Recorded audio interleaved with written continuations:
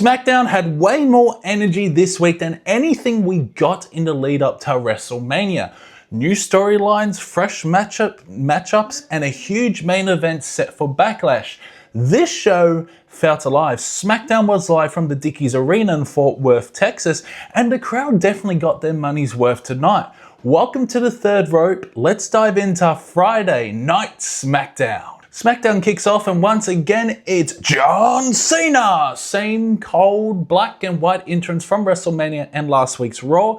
And just like before, Nash the announcer has to reintroduce him with full arrogance. The never seen 17-time undisputed champion, the greatest of all time, John Cena. Before Cena can even say a word, Randy Orton's music hits and the crowd fucking erupts. The mic work between these two, outstanding. Randy gets personal fast, mentioning that Cena's Make-A-Wish record and throwing the dagger by telling Cena he needs to become a father. Cena fires back hard, "How dare you disrespect me and parent shame me." He turns to the crowd and shouts, "I've been raising these parents' kids for 25 years, and the crowd loses it. Then a hilarious and even brutal moment, a 6-year-old kid flips Cena off and Cena claps back, "Real classy." They keep trading shots until Randy drops the heavy line, "You will not ruin wrestling. Wrestling is my life." And that right there sets the entire tone for the future to come. The official outcome, John Cena versus Randy Orton for the Undisputed Championship at Backlash. Can you believe it? Feels like we're going back to 2011 or something. And it's none other in Randy's hometown of St. Louis.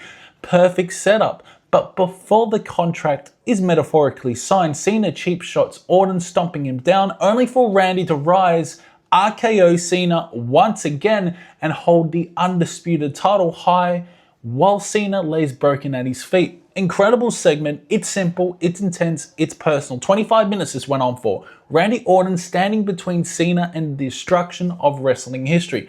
This is a really good story. I'm loving it. Brilliant start to SmackDown. SmackDown kicks off with a surprise debut. The team of Fraxiom, made up of Axiom and Nathan Fraser. They take on Andrew Garza and Humberto Carrillo of Legado Del Fantasma. And there's some added tension. Santos Escobar isn't happy with Garza and Carrillo right now, and he's demanding they prove themselves. The match itself, really fucking good. Great chemistry between all four men. The pacing was fast, the sequences were clean, and the crowd was into it right from the start. Fraxiom looked electric, high-flying, crisp and confident, exactly what you want from a debut. The finish was a perfect exclamation point. Axiom hits a Spanish fly on Angel, and immediately after, Nathan Fraser lands a beautiful Phoenix splash for the 1, 2, 3, ring the damn bell, ding ding, energetic, high-octane opener that set the tone nicely after the Cena vs. Orton confrontation. Great way to kick off SmackDown. Tiffany Stratton comes out still riding high after retaining her Women's Championship against Charlotte Flair at WrestleMania 41. She cuts a promo flaunting her victory, but before she can get too comfortable, out comes Jade Cargill to lay down a challenge. Non-title match. The match itself, sloppy at first, no way around it. Some awkward pacing and not a lot happening early on. But Jade's powerbombs were on point, really showcasing her strength.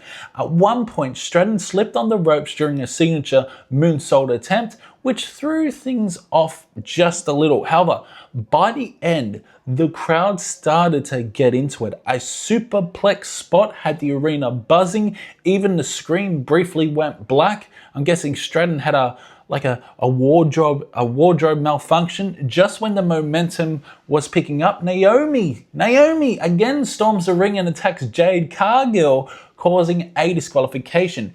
Naomi goes full savage mode, driving Jade into the ring post in a brutal assault. Then the next shock, Nia Jax returns, targeting Tiffany Stratton, and she's not playing around this time.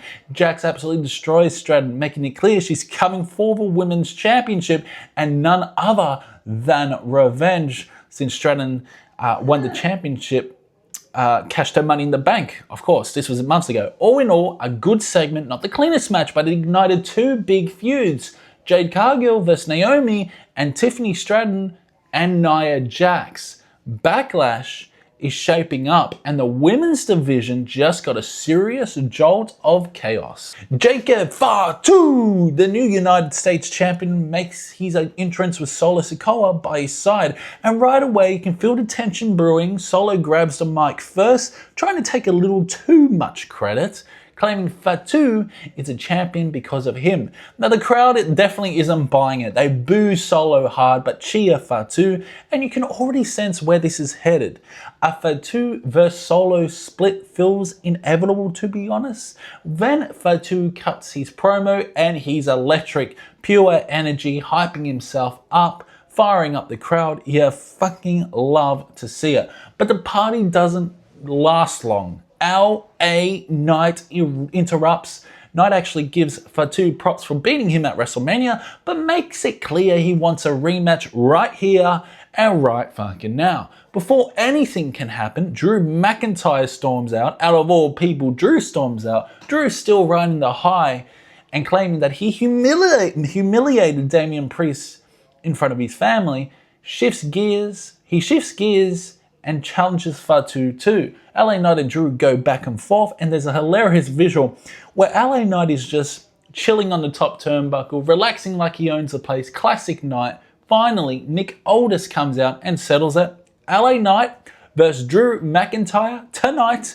#1 contenders match for the US Championship.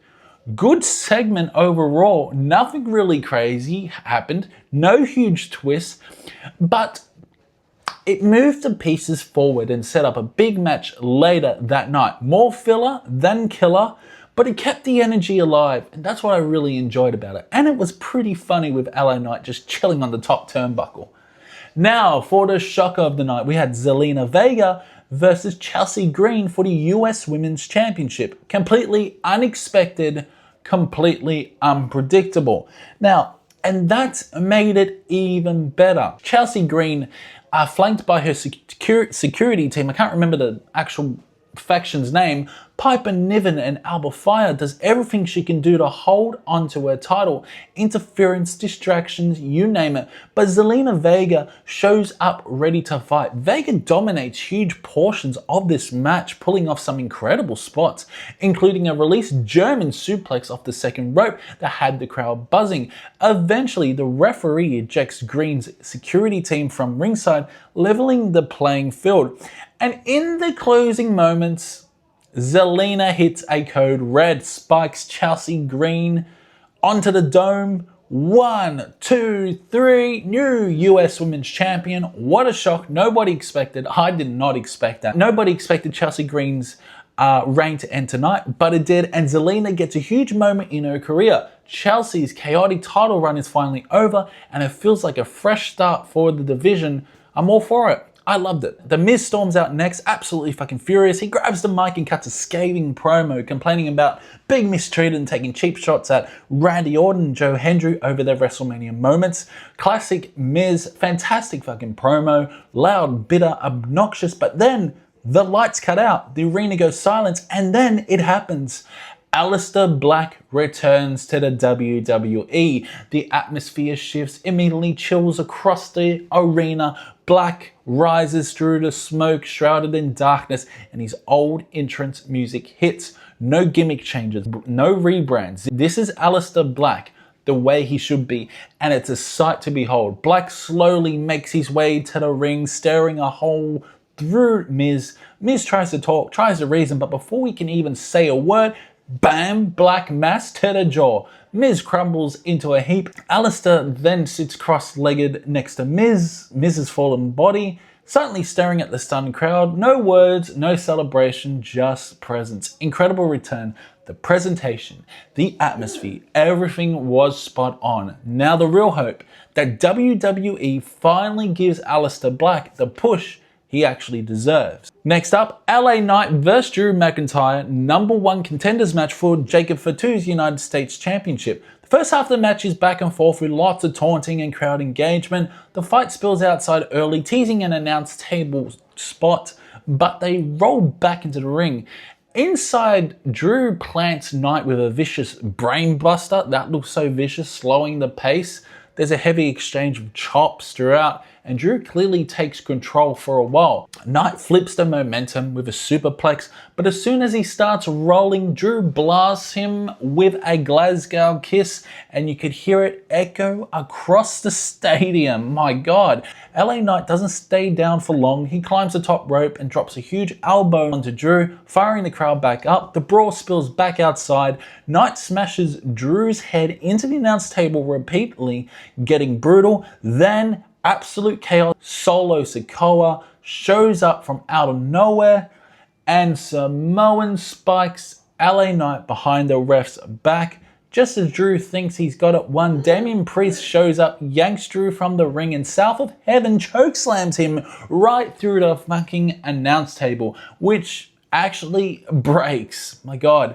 Knight and Priest argue, but before they can tear into each other, Jacob Fatu flies into the scene, suicide dive, diving in onto both men and laying waste. Fatu dominates everyone once again, standing tall as the crowd loses their mind. Honestly, this was wild. It feels like we're heading toward a fatal four-way at Backlash. Fatu versus Drew versus Priest versus LA Knight, and honestly, that's quite an exciting path to take. I'm all for that. The crowd is 100% behind Fatu, and it's clear he's becoming a serious force in the WWE. And now, the main event of this week's SmackDown, and let me just say it, this might be the best SmackDown main event in history, and I'm not even joking, holy shit. It's a triple threat TLC match for the Tag Team Championships. Motor City Machine Guns versus DIY versus the Street Profits, and from the opening bell, absolute chaos. Tables, ladders, chairs flying everywhere, no mercy, no mercy. It genuinely felt like these men wanted to kill each other. The spots were incredible, hard-hitting, brutal, non-stop fucking carnage, exactly what you want in a TLC match. And in one of the wildest moments, a fan's prosthetic leg got used as a weapon. Wow, this is going back in the 90s. You heard that right, a prosthetic leg. Adding to the pure madness and unpredictable feel of this bout, the climax of the match, Angelo Dawkins delivers a devastating spear to Tommaso Ciampa, who was suspended mid-air, tangled in the titles above the ring. And moments later, Montez Ford climbs the ladder, grabs the belts, and the Street Profits retain the Tag Team Championships. Brilliant match from start to finish. One of the best TV main events WWE has produced forever, has produced in years. TLC madness at its finest, and the crowd ate up every second of it. Why wasn't this on WrestleMania 41? That's what I want to know. This week's SmackDown was genuinely a blast to watch. From the John Cena Randy Orton face-to-face to the incredible TLC main event, this show delivered from start to finish. Zelina Vega's shocking win, capturing the US Women's Championship, added even more energy, and honestly, the build toward Backlash already feels better than what we got leading into WrestleMania. Are you serious? It's moments like this that remind you it's an exciting time to be a wrestling fan. Raw next week should be very interesting, and I can't wait to see where they take it. Thanks for watching The Third Rope. Let me know what you thought about this week's SmackDown in the comments below. And until next time, I'll see you later.